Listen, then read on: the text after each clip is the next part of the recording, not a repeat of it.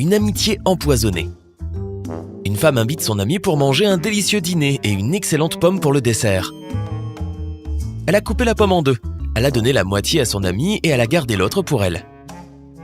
Elle a également mis de la chantilly dans un bol séparé sur la table, mais son ami décède des suites d'une intoxication alimentaire, alors que la femme a survécu malgré le fait qu'elle ait mangé le même repas et la même pomme que lui. Comment est-ce possible ? Tu as seulement 10 secondes pour le découvrir.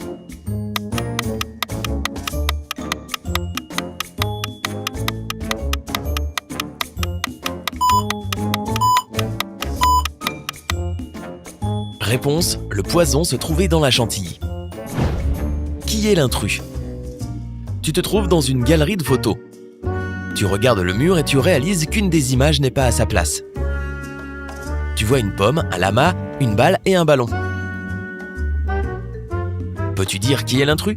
Tu as 10 secondes.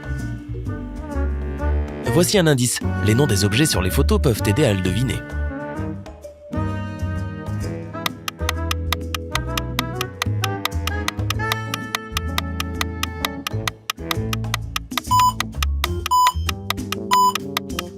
Réponse, c'est le lama. Les 3 autres objets ont des consonnes doubles dans leur nom. Qui est-ce ? Le père de John a 3 enfants. Il y a Jack, l'étudiant calme et intelligent, puis il y a Jason, l'athlète populaire. Alors, qui est le 3e enfant ?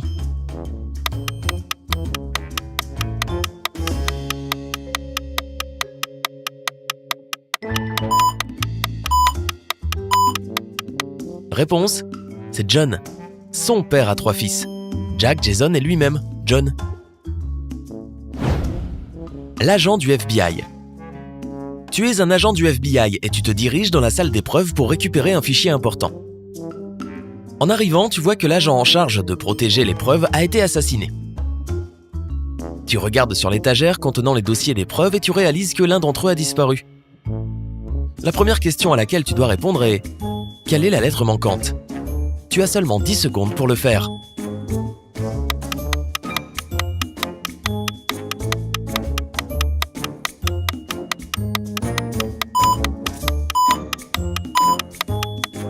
Réponse. Les lettres sur les dossiers correspondent au mois de l'année. La lettre manquante est le A pour le mois d'avril ou d'août. Tu remarques ensuite qu'il y a un calendrier près du corps. Il y a des marques dessus que la victime a probablement laissées afin d'aider à identifier son agresseur. Alors, quel est le nom du criminel caché dans ce message ?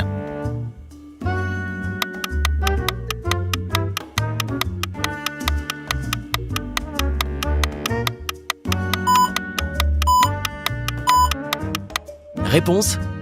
Les premières lettres des mois marqués indiquent Jason. Tu continues tes recherches. Pour une raison inconnue, Jason a décidé de te laisser quelques indices. Il a écrit « Le 13 avril est mon demi-anniversaire » sur un calendrier, à côté d'une clé sur laquelle il y a écrit « Dob ». Quels sont les 3 numéros qui composent le code de la clé ? Tes 10 secondes commencent maintenant.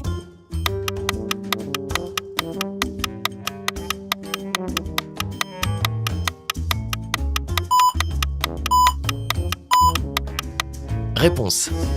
Si le 13 avril, il est à mi-chemin pour son anniversaire, alors le grand jour est le 26 octobre. Le code est donc 10, 2, 6. Tu entres dans une pièce avec 4 portes et une horloge accrochée au-dessus de ces portes. Il y a des formes aléatoires sur chaque porte, mais tu peux seulement choisir d'ouvrir une seule porte. Alors laquelle choisiras-tu ?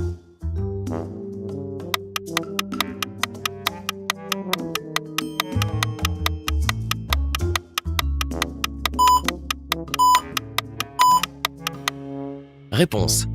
Le code de la clé correspond au nombre de l'horloge. Connecte le 10, le 2 et le 6 et ils formeront un triangle. Tu ouvres la porte avec le triangle dessus et tu y trouves la preuve manquante. Félicitations agent, mission accomplie. Et bien maintenant, tu as juste besoin de trouver Jason. Quel chemin prendre ? Tu as besoin de choisir le chemin qui est le moins dangereux des 3. L'un est couvert de braises brûlantes. L'autre est rempli de clous très pointus.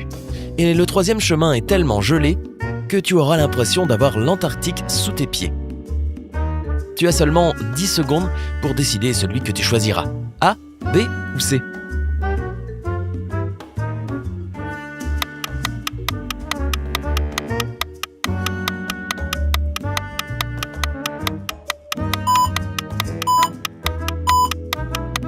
Réponse.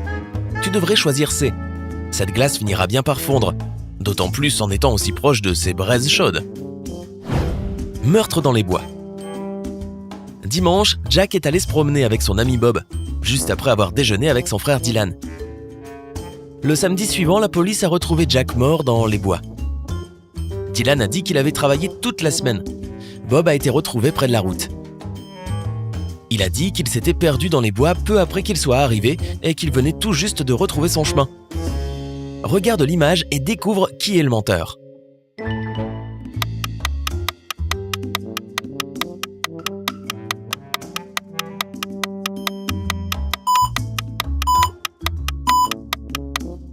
Réponse.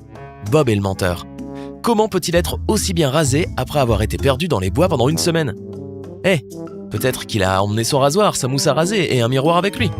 Ouais, probablement pas. Un casse-tête mathématique. Un homme est assis à côté d'une fenêtre givrée et il boit un chocolat chaud lors d'une journée d'hiver. Il écrit sur la vitre avec son doigt 0 plus 0 égale 64. Il semblerait que cet homme n'ait pas fini l'école primaire. Ou serait-ce pour une autre raison ? Tu as 10 secondes pour comprendre pourquoi cette équation est correcte. Voici un indice. Essaie de penser hors des sentiers battus.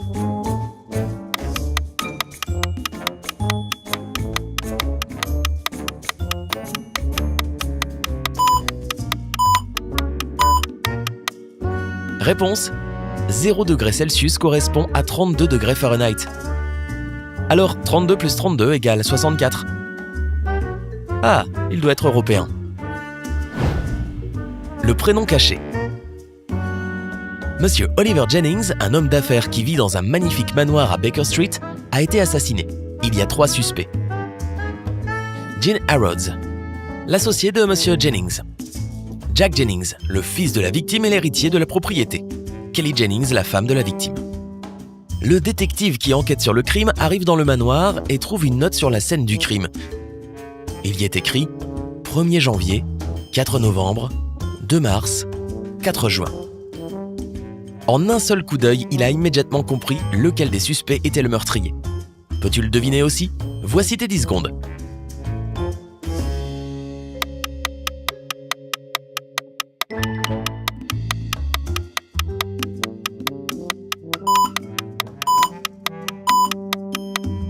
Réponse. Tu dois examiner les nombres et les noms des mois. Le 1er janvier correspond à la première lettre du mot janvier, J. La 4e lettre dans le mot novembre est E. La 2e lettre dans le mot mars est A. La 4e lettre dans le mot juin est N.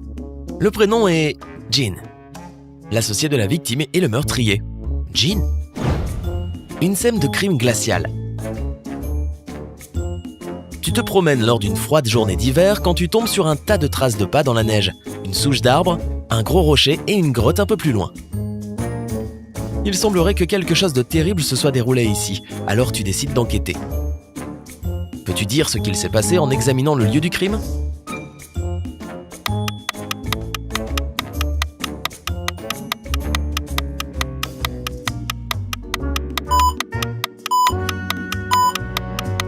Réponse.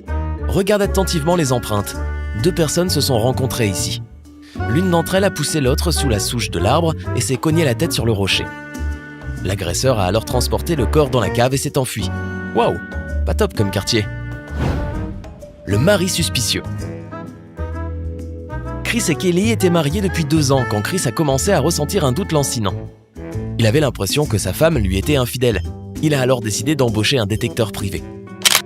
Une semaine plus tard, il a obtenu ses photos et il a réalisé qu'il avait raison. Kelly le trompait. Comment a-t-il su en regardant simplement ces images ?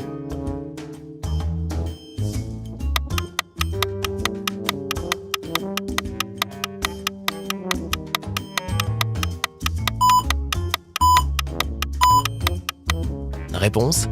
Regarde son portable. Elle utilise 2 portables différents. La famille nombreuse.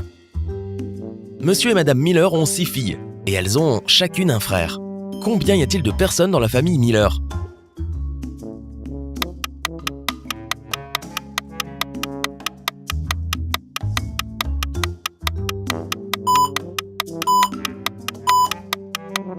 Réponse: il y a seulement 9 mineurs. Chaque fille partage le même frère, alors il y a 6 filles, un fils, la mère et le père. Ce qui fait un total de 9 personnes. Des empreintes étranges. Un homme a été retrouvé mort dans un champ enneigé. Quand la police a examiné le lieu du crime, ils ont remarqué des empreintes étranges qui s'éloignaient du corps. Elles se trouvaient entre 2 lignes. Alors, que devrait rechercher la police? Tu as 10 secondes sur le chronomètre.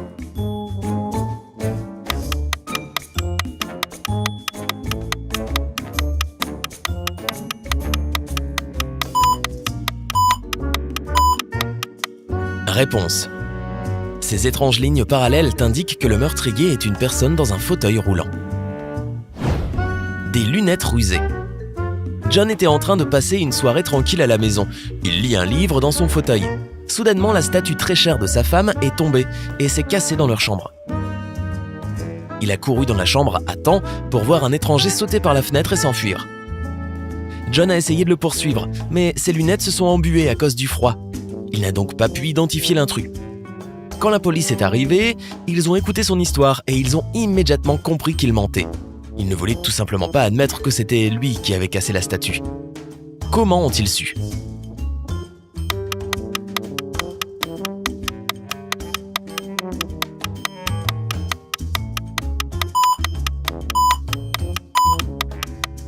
Réponse: toutes les personnes qui portent des lunettes savent qu'elles ne s'embuent pas quand tu vas d'une pièce chaude à un endroit froid. C'est le contraire.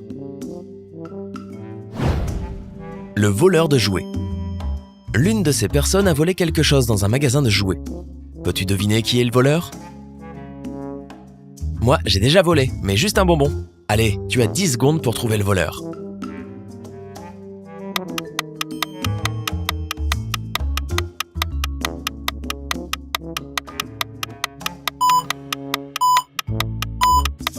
Réponse: tout d'abord, ce n'est pas le garçon.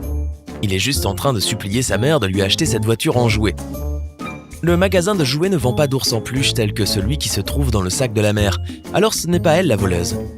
Ils ne vendent pas de petits lapins en peluche non plus, comme celui dans le sac du monsieur. Mais le magasin vend des balles rebondissantes et la femme dans la robe jaune en a caché une sous sa robe, en se faisant passer pour une femme enceinte. Voilà ton voleur, la suspecte enceinte. Le patient dans le coma. Un homme se réveille à l'hôpital après un accident de moto qui l'a plongé dans le coma pendant 4 mois. Il ne se rappelle de rien. Il est maintenant prêt à quitter l'hôpital et 3 femmes se sont présentées pour le ramener à la maison.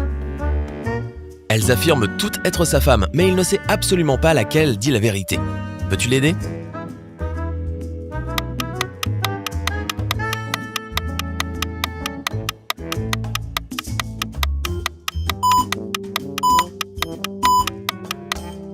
Réponse: son épouse est la seule femme qui porte une alliance.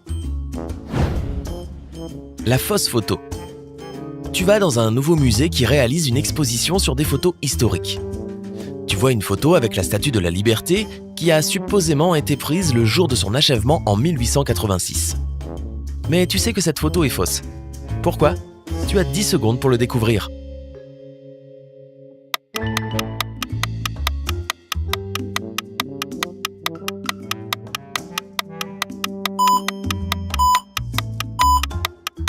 Réponse: la Statue de la Liberté est fabriquée en cuivre. Alors, quand elle a été construite, elle avait plutôt la couleur d'un centime. Elle est devenue bleu-verte après des années d'exposition aux éléments de la nature. L'arme secrète. Tu es un détective qui enquête sur une scène de crime. Tu vois un sac en plastique rempli de preuves. Il y a une corde, un couteau et un flacon de comprimé à l'intérieur. Tu supposes que l'un de ces objets est l'arme du crime. Mais le corps n'a aucune trace dans le cou, aucune blessure ou aucun signe d'empoisonnement. Alors, quelle est l'arme du crime?